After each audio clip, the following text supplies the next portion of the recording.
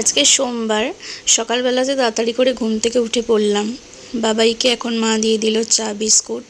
আমি এখনও ফ্রেশ হইনি। এখানে মাও চা খাচ্ছে, আমি এই সবে ঘুম থেকে উঠে একটু ফ্রেশ হব, তারপরেই রেডি হয়ে নিলাম। আমি একটু চা খেয়ে নিচ্ছি। এখন বেরিয়ে যাব ও বাড়ির জন্য। তখন ঘড়িতে প্রায় 9:30 মতো বাজে। এই মা সামনে ছিল, মায়ের সাথে একটু কথা বলছিল। মা বলছে দুটো বিস্কুট নে। আমি বলছি না, আমি একটা বিস্কুটই খাবো, ভালো লাগছে না। তারপরেই দেখো সোনা তা নিয়ে এসছে, স্টোভ নিয়ে এসছে। কি জানি আমাদের স্টোভটা হয়তো খারাপ হয়ে গেছিলো, নিচে ছিল, ওই জন্য ওপরে নিয়ে চলে এসছে সোনা তানি। ওকেও টাটা করে বেরিয়ে পড়লাম বাড়ি যাওয়ার জন্য। সকালবেলাতে খুব একটা জ্যাম থাকে না, নাহলে এই রাস্তাটাতে না প্রচুর জ্যাম থাকে। তো রাস্তায় যেতে একটা মল ছিল, জিও মার্ট।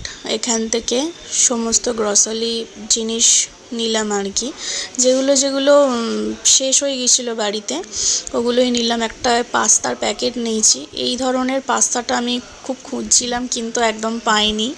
বাবাই একবার বলছে চা নাও, একবার বলছে নিতে হবে না, ঘরে চা পাতাটাও শেষ হয়ে গেছে। আমি একটা চা পাতার প্যাকেটও নিয়ে নিয়েছি।